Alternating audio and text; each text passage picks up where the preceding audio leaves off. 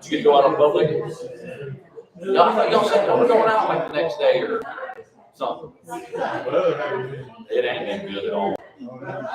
Not even close in, like in. But it was choppy.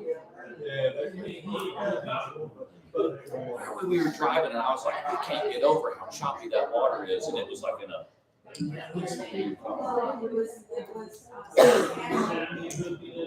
Where were we driving by? Were we talking about how choppy the water is in an area that should have been calm? It was the Steinhatchee River. I mean, choppy. Why? Because his mom said Psalm 37, running late, but we already covered like some of it already, so we got time. We got time.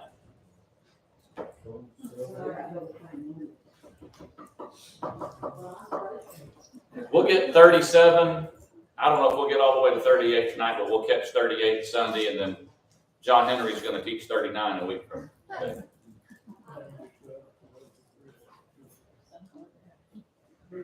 John Henry, they said on the heat index it was only 102 today. That's it. And I heard you weren't in an air-conditioned cab today. That's my kind of work. Yeah. That job don't pay as good. Rake and shovel work don't pay as good. What is that popped up on? yes, asking about finding stuff, Allow Google Chrome to find. No, don't allow. but it's still moving. It's still going. I'd say, yeah, just if you want to. I thought about bringing it up on my YouTube just to see, but I feel like it looked like it was recording Sunday. Well, Anyway, if I can mute it on here. our thing cut out both in class and worship Sunday. Bible class it only got 10 seconds of. Then I redid it for worship and it got all the way through Bill Blue's opening prayer and then just shut off. But I updated the computer and I don't know. It ain't never done it before, but it took 2.5 hours for the computer to update, so it was due. It was. You don't have to pay for the news. All right. Prayer requests. Anything we need to add to our list or have on our minds before we get rolling? Dawn? Yvonne. Oh, yes. Rachel. And they still don't know what's causing the high blood pressure?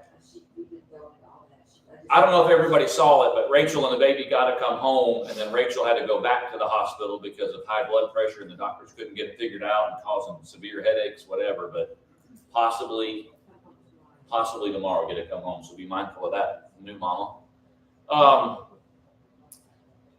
Chad and Carrie, has visited with John Henry Bunch and sat on the back, and she called me. We talked yesterday. And she's very honest, open, where she's relapsed and she's admitted. So that's not been super good, and Chad's having to deal with that on his end, and they were trying to get some stuff worked out at the hospital, but she was pretty open and honest and said, hey, you don't think I'm a piece of garbage, so I wanted to give you a call kind of thing. But I talked to Chad some, he and I might hang out tomorrow or Friday. But just keep them in your prayers, I know they would appreciate it on both ends. Anything else before we get? Yep. I don't think we've been announcing. We got an appointment for Brooke, like we had talked about her having them thinking that it's POTS and all of that kind of stuff. So I went and got all the paperwork today for the cardiologist, and we're supposed to have an appointment for that on the 28th. For Brooke, Mhm. for a cardiologist. Mhm. All right. Yep, July. Yep. I have a thank you. Come on. I have a grandson who has Down syndrome, and the Down Syndrome Association of Northern Virginia is having a fundraiser shortly. There's people sign up to ride bicycles, and they're going to ride 62 miles.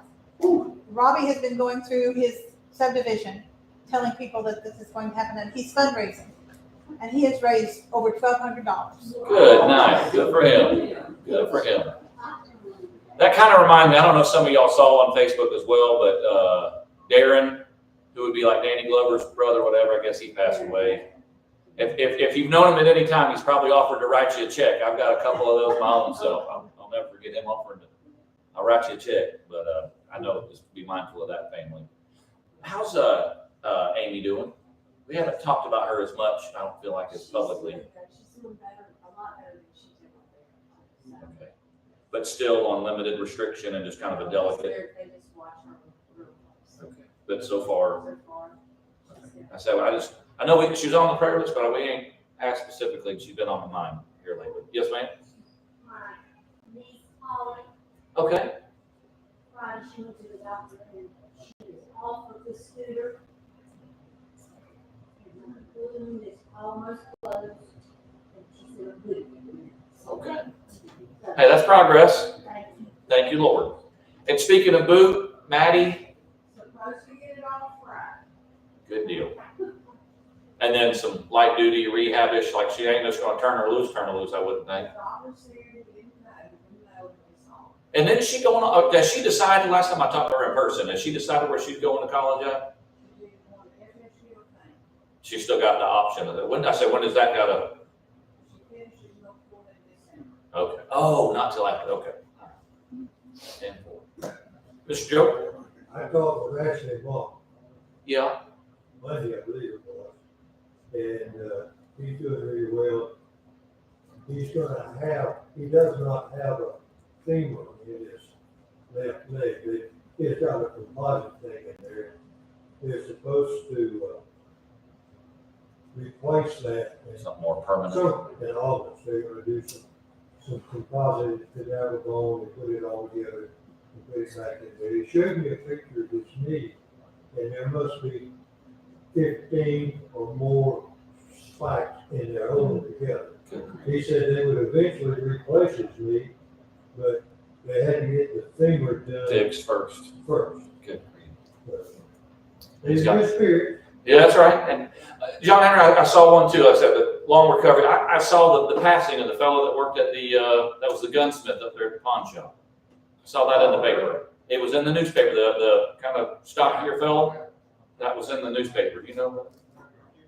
I can't remember his name either, but that guy's always treated me like he knew me forever, and he don't know me from Adam. And was just always really kind to me, and he'd had a stroke or something well, I saw it in the paper, and I immediately thought of you, but I can't call his name off the top of my head. But I saw that, I wanted to pass that on. I don't know if any of y'all been to the pawn store lately, you know that fellow that was the gunsmith in there. My sister actually walked 30 feet. Hey, That new hip? Okay. But she still will be in there a while, and her and her husband has been together probably 10 years less than we have, and he's over in Middleburg with their daughter, and she's there. So the separation issue, she's worried about him. That's right. So just keep bringing it to her. Will do. Alicia was literally wearing a t-shirt yesterday that said prayer works. Like I said, I know we spend a little time on our prayer list, but I believe prayer works, and it means something for folks to be on there. And like I said, I love the way Kevin words it. Either we know him and love him personally, or somebody we know and loves him personally, but it means something for folks to be prayed about. So I appreciate y'all indulging that, we kind of take that seriously around here. I just thought from what Tiffany, not only with the blood clots, but she's been on, iron. Going for IVs. Mm-hmm. And she thought she was bad, and she got tested, and she's not been here for like 6 more weeks. Her iron is so bad. They're going to have to do so, or they were going to have to. They are She's going to have already to. had Okay. it since, for a long time. And they want to do it. That runs in y'all's family, because I feel like Alicia had to do that when we were giving blood and stuff. She never had to get IVs. No, not to that degree. No. All right. Well, we'll be mindful of all that. Billy, can I pick on you to kick us off? I didn't even ask. You're right. Doing okay, or? They would see. Oh, okay. Oh, that's right. That's what y'all were talking about, traveling. Well, good for you. Grandbaby withdrawal. Do I need to take you to eat this evening? Have you had anything halfway decent all day? Have you drank any water today? Oh, yeah. Okay, all right. Let us all pray. Our dear Heavenly Father, we thank you, Father, this time we have assembled to see you, study thy word, Father. help strengthen us in our everyday life. Father, we want to thank you for all of our many blessings and help us to always be mindful of all of this. Be with the ones that's on the road traveling and see them safe through their destinations and back to us, Father. Be with all the ones that didn't mention here, sick and need of prayers. You know the things that they need. We ask that you will restore them back to their health so they can be back with us once again. Go with us through this hour of study that we may be able to gain something from it, teach others, Father, and always be that shining example for you. Help us to always recognize when we stumble and give in to the temptations of this world, Father. Help us to recognize it truly and feel it. We ask you to go on with us through this and so the walk for Christ's name. Amen. Amen. All right, so we already covered some of 37, but just by a quick way of review, 1 and 2 was almost the perfect segue from 36 of chapter 37, because we were struggling over basically the prosperity of the wicked. And this one starts out with, look, don't worry about them.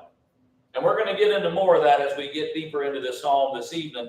But I would like verses 3 through kind of 11 where we read through, but just looking at the verbs of what we should do. Verse 3, trust in the Lord, do good, feed on his faithfulness, delight in the Lord. Commit your way to the Lord, verse 5. Trust him, verse 5. Rest in the Lord, verse 7. Don't fret, again, about the one who prospers. Don't worry about him, verse 7. Cease from anger, forsake wrath. Don't fret. It makes things worse. Worry makes things worse. And have you heard the old adage, 90% of the things that we worry about, how many of them come to fruition? 90% of the time, you're wasting. You're wasting. You got things that you can actively do that are actually constructive. Worry about what the Lord has to do. Actively do good. Feed on his faithfulness. Fill your time and your mind with that. I will bring it up because we didn't go into it, and it brings in some other verses that would be familiar to you. But that verse 7 of 37, rest in the Lord and wait patiently. Those that wait upon the Lord, Isaiah 40. New strength, mount up on wings like eagle. What does it mean to wait on the Lord? What does it mean to rest in the Lord? Is that a passive kind of thing? Is that an active kind of thing? What does that mean? What does that look like to you? It's active. You're diligently doing his work or looking to do something. Okay. All right. John?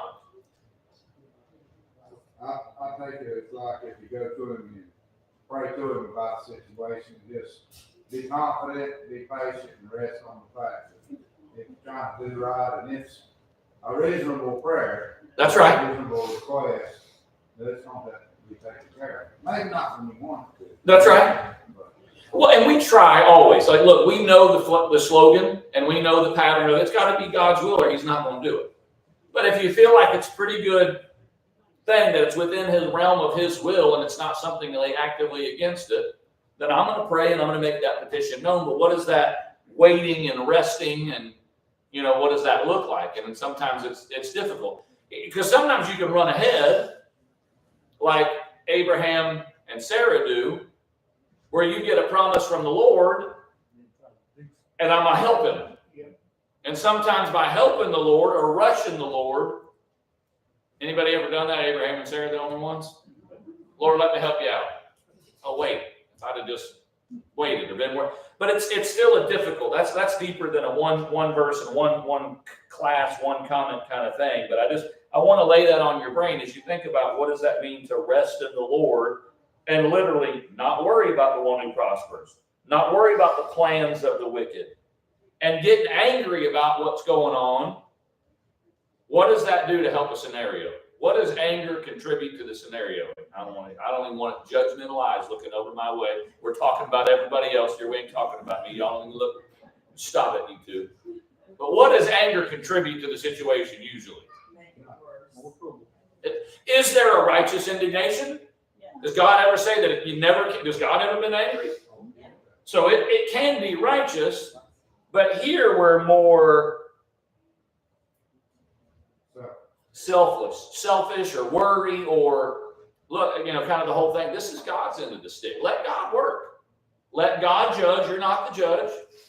A lot of stuff about government we worry about. What do we can really control?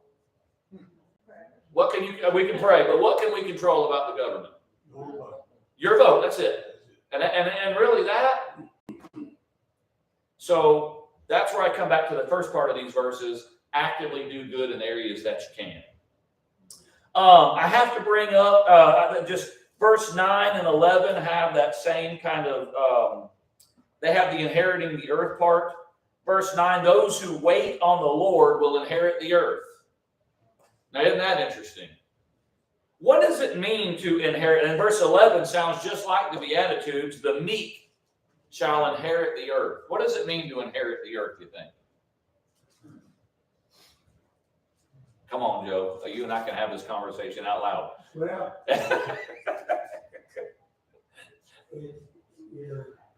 just above that, it was talking about being anxious and so forth. And in verse 7 there, wait patiently for him. The margin over here, this one says, uses the word longing. Wait longingly for him. It makes me think of the verse in Romans 8 that creation longs longs for him. And I don't know but what this may be. Now, this is just me. A reference to God dwelling on earth with us. New heavens, new earth. That's where I go with it. That's where is there a now and not yet possibility? But I mean, I just don't see this side of Judgment Day where we're ever going to be in the majority and have a whole lot of possession of much of anything.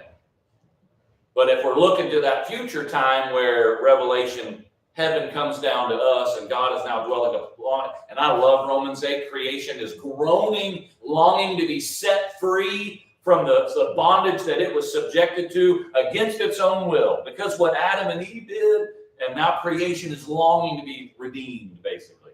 Well, I'm not a Greek scholar, but L.A. Mott was a pretty good Greek scholar. When he was here talking about Romans 8, that anxiously waiting, Yes. he said the Greek has the idea behind it of stretched out looking. Mm-hmm. I illustrate that. My son Greg, our son Greg, used to have 2 hounds. They ran loose. And in late in the afternoon, about 4:45, they would get out on the corner of his property there and sit, looking down the road, waiting on him to come. And when they saw him come around, they would get up and start prancing up and down with their feet. Just could hardly wait for him. That's right. I love it. So that's how what I get out of this. I would to put it like where we could mirror God in this, but another picture. That's that God on the front porch with the prodigal son. Do you think that father was anxiously awaiting the return of his son? He wouldn't see him far off. There it is. So if I'm thinking about that, about heaven, that's what I need. And it's interesting that it's the meek that receive it. And meekness itself. Now you tell me that meekness is not the perfect word for this waiting on the Lord, whatever. Meekness, we have word associated in English and translated as weak. A meek man is a weak man. No, meekness by definition is power under control, restraint. It's not that I don't have the power to do something. I actively choose not to leave room for the Lord. Vengeance is mine, I will repay, says. I don't have to take my own. It's not that I'm powerless. I'm choosing to let God work rather than taking matters into my own hands. And I'm just going to tell you on a daily basis, that's a struggle for me. Amen. Because of sometimes righteous indignation that, you know what, vigilante justice appeals to me. I'm just going to be honest with you. Vigilante, but that's part of it. Now, here's what I will give you at the end of 11. They delight themselves in an abundance of peace. Learning to let go and not have to control every scenario and realize you're not the ultimate judge, you're not the ultimate executioner. If you'll learn to let God work, let go and let God, it will bring you an abundance of peace. Because it ain't your place to judge everybody. You can't control what people are going to do. decisions they're going to make. As much as you love your spouse, you can't make them stay. You can do everything right and then leave, right? Do everything right by your kids and they can, you know what I mean? They're going to go their own way. You can fret and worry and stress and we do the best job we can, but at the end of the day, who can you really control? Yourself. And I don't even do that all well. I'm about to say, that's the right answer is myself, but I don't even do that well all the time. So, And it's a spiritual thing. It's things that gush from your heart when the Lord lives it. that's right. And just give him room for him to work. All right, what's funny is he gives us that advice, which I think is so good. Verse 1 starts us off with, don't fret about them evildoers. And then he gives us a lot of active things, and he gives us a lot of hope about peace. And then in verse 12, he comes back to the wicked. The wicked are going to plot against the just. They're going to gnash his teeth at him. What's the Lord do in verse 13? What does that speak to you? What does that, if God is able to laugh, what does it say? And why does he laugh, verse 13? Because that person that did that's going to end up in the end. In the end, what were you going to say, Billy? Well, that's it. He's looking at it, says, why are you doing that? That's just useless. You know, you can't get away with all that. Let me ask the question this way. Does God worry, you think, ever? Has God ever been worried? Because worry speaks to uncertainty of outcome, does it not? The only thing you worry about is if I can't control the outcome. Has God ever worried in his lifetime? And as I'm an image bearer of his and try to be more like him, just let the Creator handle it. I'm going to tell you, like I said, it's a transformational thing religiously to realize I don't have to be anybody else's judge. And as much as I even think I can judge your fruit, at the end of the day, I really don't know your heart or your motivation. And I used to spend a lot of time worrying about, well, they're even doing the right thing, but is their heart right? There ain't a prayer chance that I'm going to be able to know that. I'll just let the Lord worry about it. Man, you know how much pressure that takes off me that I don't have to be the judge? Isn't that funny how that works? The wicked are going to be wicked. He sees his day is coming. And what happens a lot of times, the wicked draw their sword and bend their bow. And what happens, 14? Cast down the poor and needy and slay the upright. And then verse 15, what happens? Enters their own heart. There's a lot of times, and we saw this play out in the Old Testament, where God would use foreign nations for his own glory. Now, I don't think he was usurping their individual will. I think he allowed Assyria and Pharaoh and others to do what they already wanted to do, but he used it, and that ought to show you a transcendence, that he can let someone make free will decisions and still get what he wants done. And so he let these nations kind of grow to power, and then he would use them for his purposes. And a lot of times as they gathered themselves up in their armies, it was for their own demise. God ain't worried. God's not worried. Their sword will enter their own heart. Their bows will be broken. Verse 16. This is a one-liner of the psalm. Verse 16, I'll read my New King James. A little that a righteous man has is better than the riches of many wicked. What do you think about that? Why is that true? I'm not going to ask you if it's true. It's in Scripture. Why is that true, or how is that true? Because you're more, you see the need for the Lord more. Okay, that could be part of it. And you don't need it now. For rich people tend to think that if they're not godly people, they tend to think I did this. Look at Babylon that I have created, and then how's that work out? He goes around eating grass and thinking he's in the wild beast for a little while, and God gets his attention. A little that are. Do you have a significant difference in yours, Holly, for 16? It is better to be godly and have little than to be evil and rich. And that almost even makes it more practical. That's practical rather than just, hey, it's kind of like the Proverbs, like, Lord, don't let me get too much because then I'll forget about you. I don't want to be so poor that I'm tempted to steal, but I don't want to be so wealthy that I forget about you. And that's typically what happens. The more power I get, the less dependent I am upon his power. So then we come right back to the wicked. The arms of the wicked will be broken, but the Lord upholds the righteous, 17. He talked about he knew the days of the wicked. What does 17 say about the righteous? He knows our days too. And what's at the end of verse 18? Forever. Forever. So here's the wicked building their empire. And I, like Psalm 73, sometimes look at that and it frustrates and almost causes you to slip. Because they're getting away with it, and they're billionaire upon billionaire, and their kids go to college easily. They don't deal with health issues. They can hop on a jet and get an ice cream cone in New York and come back the same night, and they're, you know what I mean? And sometimes that causes you to be tempted to slip. But they got a whole lot. Well, God knows their day, and their day don't look a whole lot right. Here we've got righteous with a little bit, but you know what? The Lord knows your days too, and what do you have to look forward to? So here's the thing. Billions temporarily, or incomprehensible blessings for eternity? Which one do you want? Say it again, Mr. Oscar. I choose B all day. But it's hard to practically choose B every day. It's hard to not want A.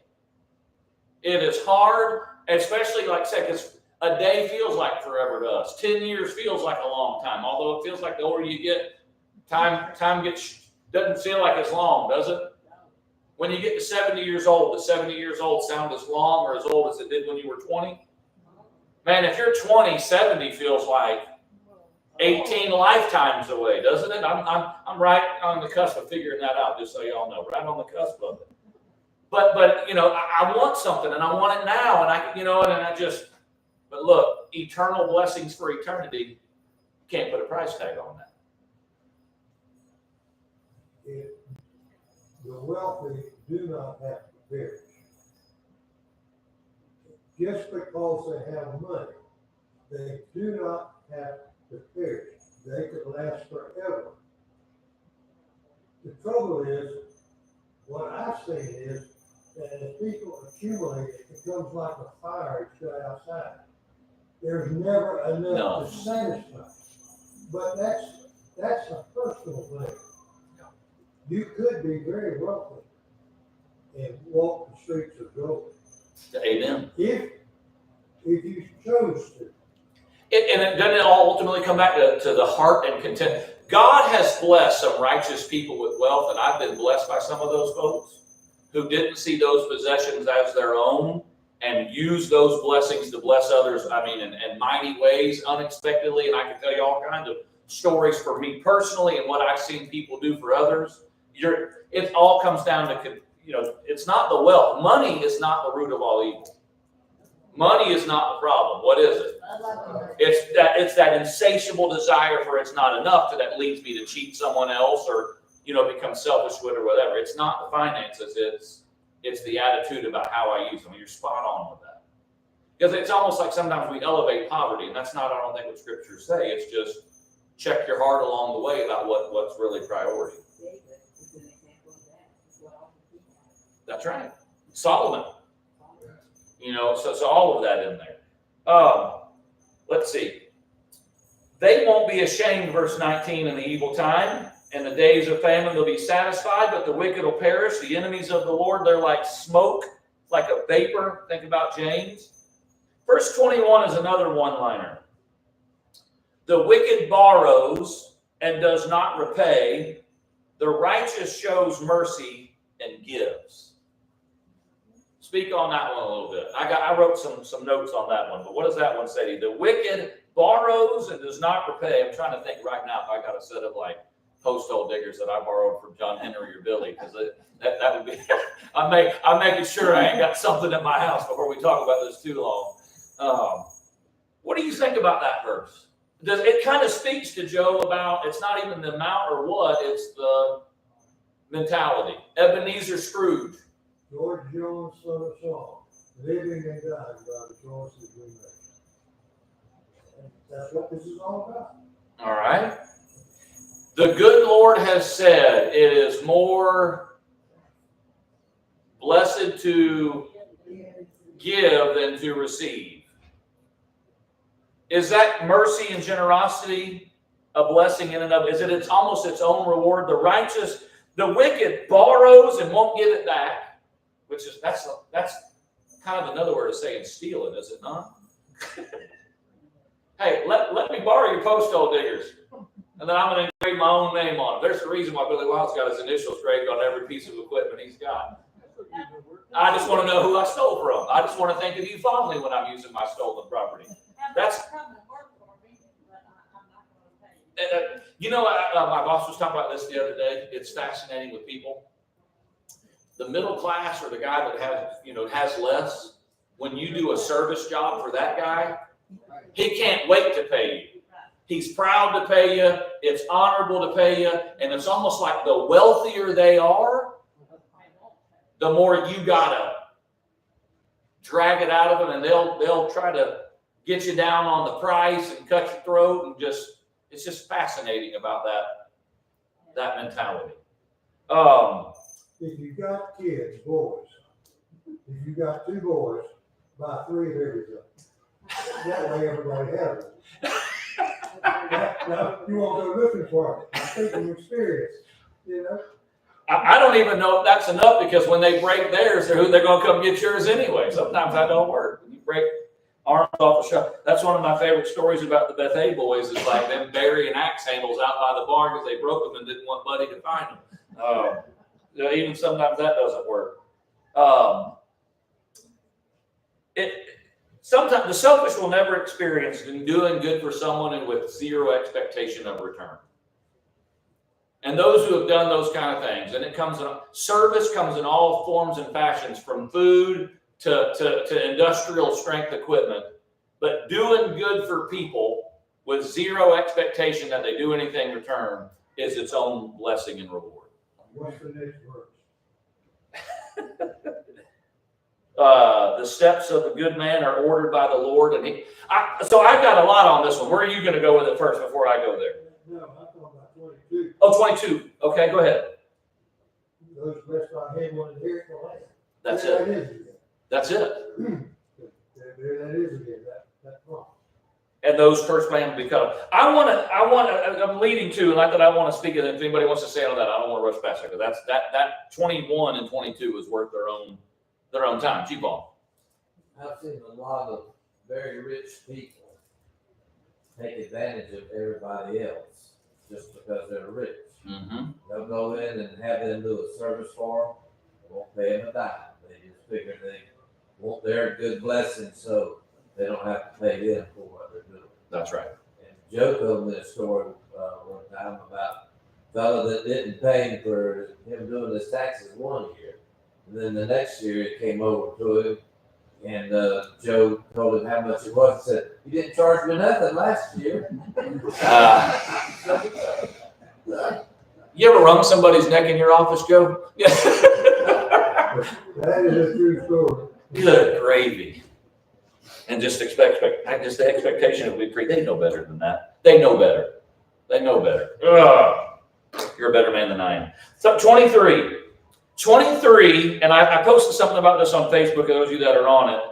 It is a good question to ask about verse 23, about who is doing the delighting.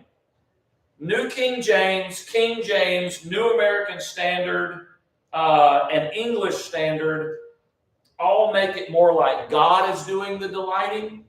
I'll read the New King James. The steps of a good man are ordered by the Lord, and he, capital H, which would be God, and God delights in lowercase h, his way. Does that make sense? God orders steps of a good man, and God delights in the path that man's walking, is how New King James, New American Standard. But it also could be that he enjoyed the peace and The man itself. So I'm almost there. The New Living Translation says, he, God, delights in every detail of their lives. It's a picture of God setting up a path and God enjoying us walking the right path. I'm going to come back to that. New International Version, NIV. The Lord makes firm the steps of the one who delights in him. God will make firm your steps if you delight in God. It's almost like like cause and effect. If you love God and we do the delighting, then that. The English Standard says, the steps of a man are established by the Lord when he, lowercase h, delights in God's way. Cause and effect. When we choose to enjoy walking God's path, that's when our path gets established. That's a little bit more nuanced. I like them both. I ain't gonna lie, I like them both. I love the idea, and I hope it's touching to you, that God can enjoy watching his creation. That one of an elder that I used to serve under up in the land of Atlanta would say a lot of things about live your life in such a way that you make God smile.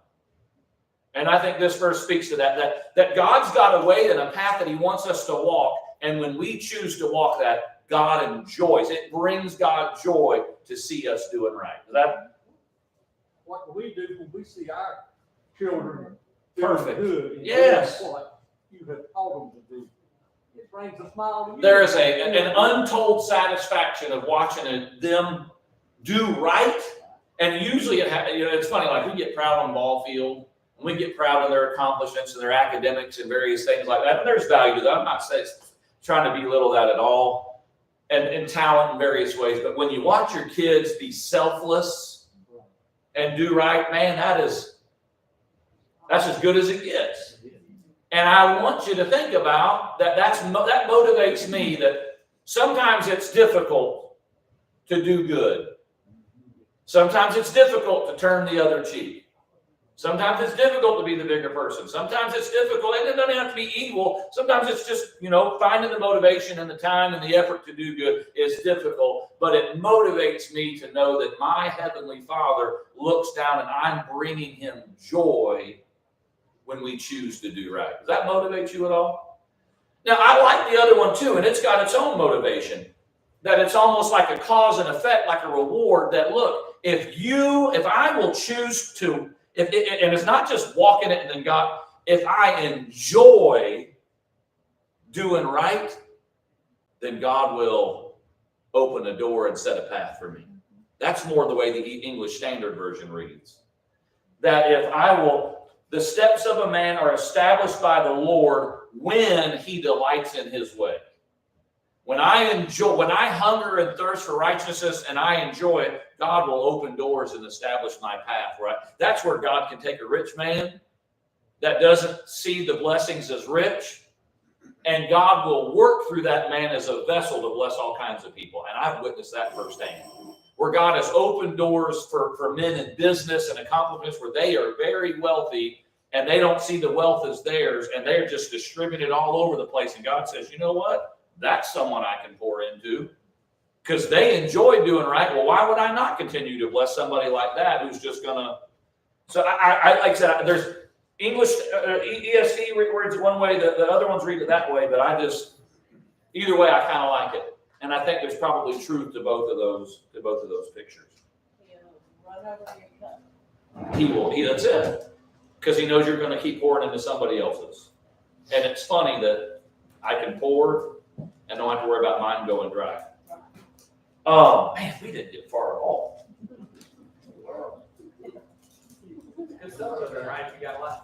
I mean, it's like I said, I don't want to be in Psalms when I'm 55. Why not? Yeah. Well, as long as, because I guess Sunday morning I can preach the whole counsel of the Lord, but if y'all ain't in a hurry, I won't be, but I just. Have you not, John Henry, you've known me long enough to know that patience is not Dan Chaney's strong point.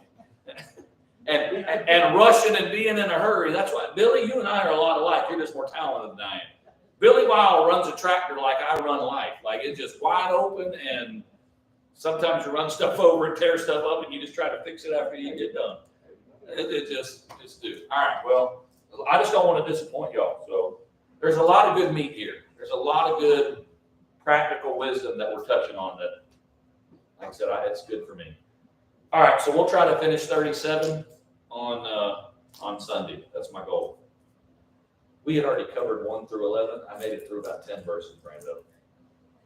Sometimes you gotta have those little. But it was, we were letting it marinate. That went well, I guess. All right. Anything we need to make mention of before we're dismissed this evening? or updates or.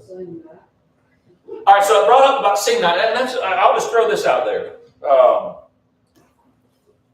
Steve Hatchie asked me the same question. We've been going down there fairly regularly. Like they asked, hey, is Trenton still doing their singing? Or because they love to sing, and there's just not a lot of them. And I've been thinking about doing like almost like a gospel meeting, but doing it as a sing rather than a gospel meeting. But maybe we just need to. I don't know how to achieve that other than we don't have a Sunday night anymore. That's when everybody always did their song nights, was on Sunday nights, whether it was the 4th or 5th.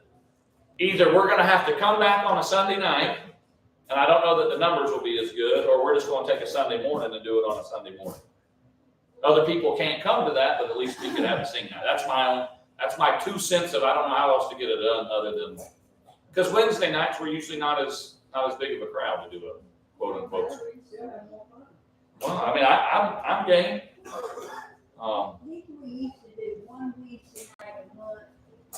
We did, but so let's just look at the logistics of what's changed. How many song leaders we got present? 1, possibly 2. Me, if I have to, 3. That's it. And Vince is back there now.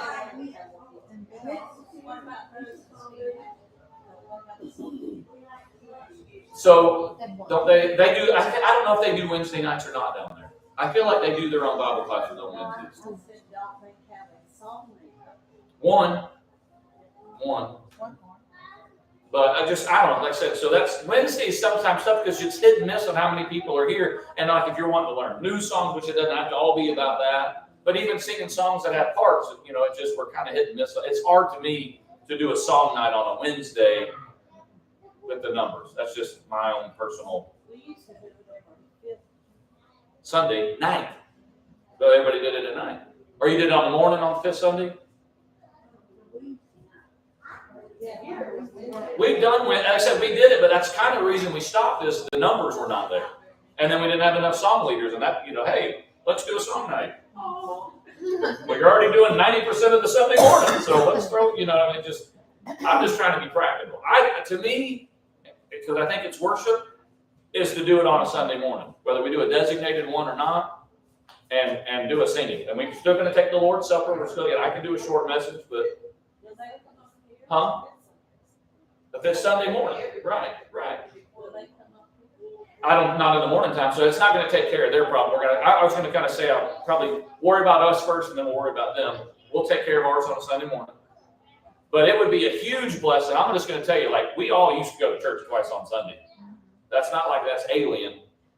And they couldn't even hold all of us if we all showed up on a Sunday morning. But I'm just going to tell you, on any given Sunday night, if you want to bless somebody, go to our brethren down there at Steve Hatchie and just having 1 or 2 extra. Sometimes us bringing 5 or 6 of us is more than they've got present on a Sunday night. And Mr. Ellis Dozier is an excellent song leader. I enjoy, and he likes when he has more people there because then he can sing songs that have the parts. Because he even said hey, we don't get to sing this song very often. Let's try this one. So you want an easy way to bless some local folks? Load up on a Sunday night and go worship with them down there. It'll mean something. It'll mean a lot to them. What time do they start? 6 o'clock. 6 o'clock. So maybe we should meet here at 5.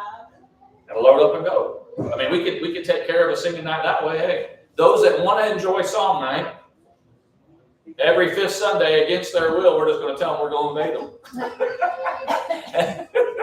Look, they're very open. Like I said, they are very accommodating. If they knew people were coming, believe me, they would. We did that once or twice when I was at Spring Warrior, where we brought a small army and went down there and did a song night on a Sunday evening with them. We also used to do a dinner on Sunday and have singing all that afternoon. I ain't been part of that. That'd be fun. We had 3 more years. You remember any of those? You're probably so old now you just can't remember. Probably. Probably. Yeah. I got a podium buffer and I got an exit light. That's how I had planned. There's 2 of us. Yeah. Hey, look, this ain't my church. This is an us thing. So whatever we will show up for, it's kind of like potlucks. I love potlucks, but if we aren't going to show up regularly, then that's why some of that stuff falls off. So I would love to do singings, but I want to see us there. If everybody don't want to show up, so be it. True. Still, I said, if you wait to please everybody, you won't do nothing, so We used So- to have him ever since. that's it, that's what I'm saying, so it's just kinda, look, somebody make a plan, put it on the wall, and get her done, but two potlucks, 10-4. The song leader one, you kinda got, or song night, you kinda gotta coordinate with your guys that can lead. Throw in there, we ain't done a regular, like a prayer service, where we kinda even combine those and have prayer meetings that means a lot to me. I like ones where we have different guys pray about a different topic, and pretty powerful stuff, so, hey, I'm all for ideas, we just gotta get her done. Get her done. So, kinda like I forgot first Sunday Lord's Supper, but it's because I forgot I had another sermon, but I ain't forgot about that. Every first Sunday, we're still gonna be Lord's Supper heavy. So, all right, yep. Remember Tiffany B. Yeah, yeah, 'cause 1 minute.